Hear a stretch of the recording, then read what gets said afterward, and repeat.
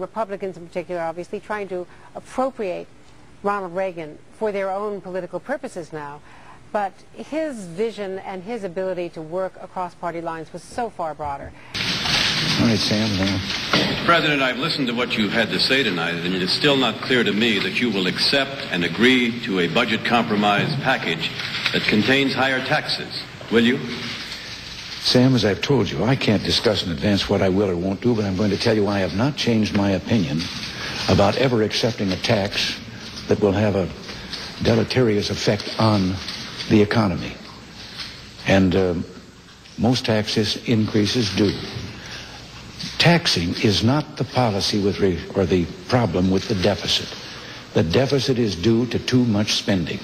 Every dollar of increased revenue since 1980, and that means including our tax cuts, every dollar of increased revenue has been matched by $1.25 of increased spending.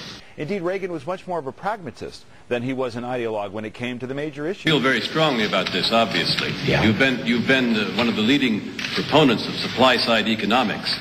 What went wrong? What went wrong with what? Supply-side economics? Why are we in the economic mess that we are in today?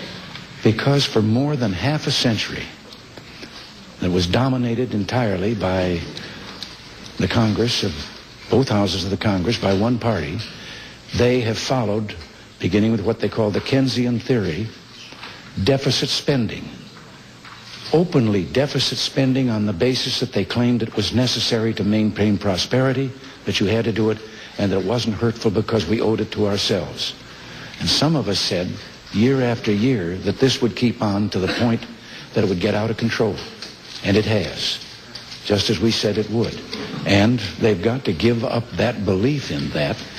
I think I'd like to point out to them that Maynard Keynes didn't even have a degree in economics. It's the Democrats who did it? What?